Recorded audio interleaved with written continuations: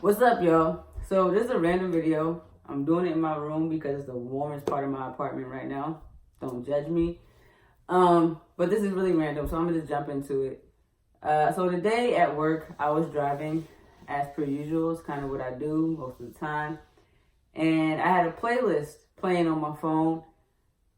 And this playlist happened to be of the romantic R&B genre. And my initial thought when hearing it was like, yo, my music taste is dope, right?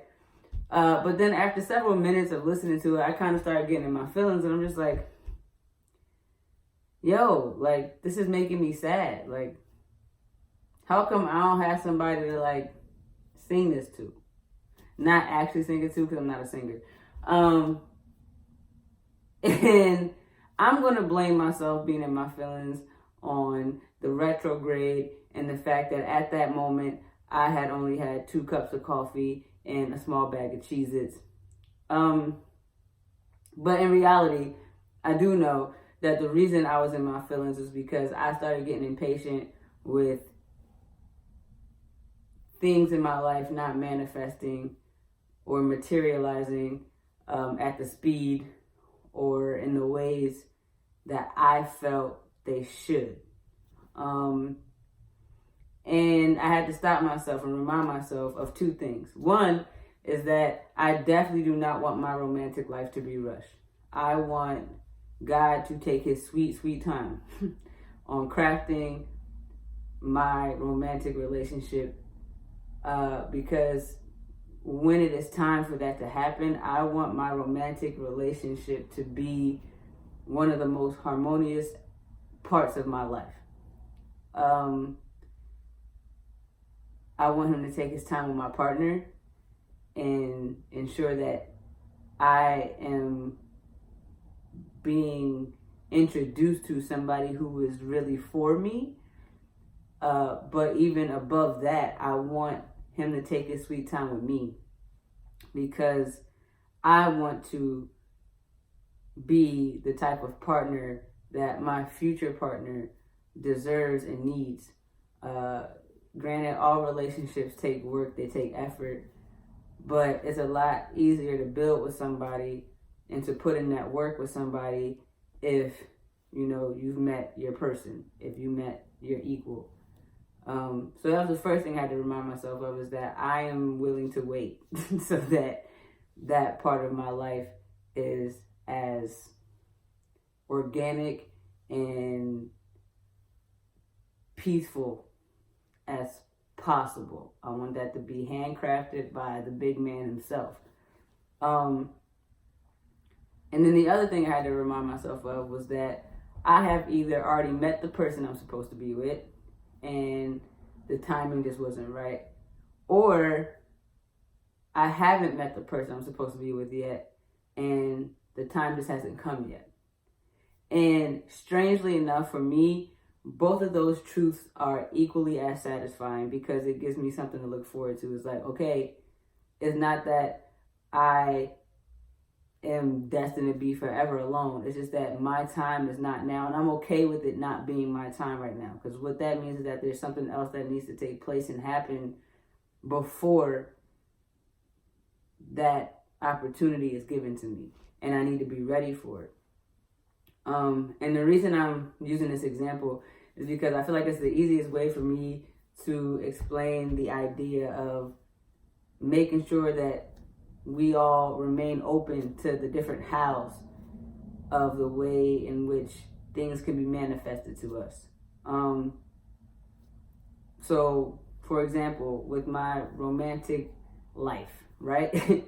If I hold on to the how being I just haven't met the right person yet, and I close myself off to the possibility of it being somebody I have met, I'm not allowing the potential for that method of manifestation to take place in my life. I've turned myself off to that, and I have a one-track mind about how it's going to happen. Vice versa, if I tell myself, no, I definitely met the person I'm supposed to be with already, the time just hasn't been right, I now cut myself off to the possibility of my romantic life manifesting with someone brand new who's introduced to me later on down the line. I feel like oftentimes in manifesting things, we forget that it is not up to us how things are manifested. All we need to concern ourselves with is asking, believing, and receiving. And what I mean is, you need to ask for it. You need to believe it's already yours and believe that you deserve it. And then you have to be open to receiving the how. You don't have to come up with the how. You just have to be able to receive the how. And a lot of us aren't always open to those hows because we have told ourselves exactly the method in which we're going to reach a goal. So then when other opportunities present themselves, we don't move like we should. We don't move in that direction because we have a one-track mind. It's like we turned off our peripheral vision to anything outside of what we told ourselves the plan was. Like for me, I want to be a billionaire. I'm speaking it. You hear me. I'm going to be a billionaire, right? Now, I could tell myself that my method of becoming a billionaire is to work myself to death, barely sleep, skip my lunch breaks. And then I could be sitting here and come up with a billion dollar idea. Am I going to ignore that $1 billion idea simply because I told myself the how in which I'm going to become No, I'm going to hop on that $1 billion idea. Like, you have to move when a different how presents itself. It's like a meme I just saw. It's like, you got to trust the reroute. Sometimes things get rerouted. Things don't go the way that we told ourselves they're going to go. And when you concern yourselves with the hows, that's when you start to get frustrated and upset. Because your how might not be the most harmonious way to get to what you want.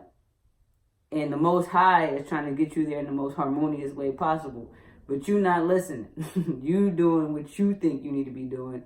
And another way has presented itself.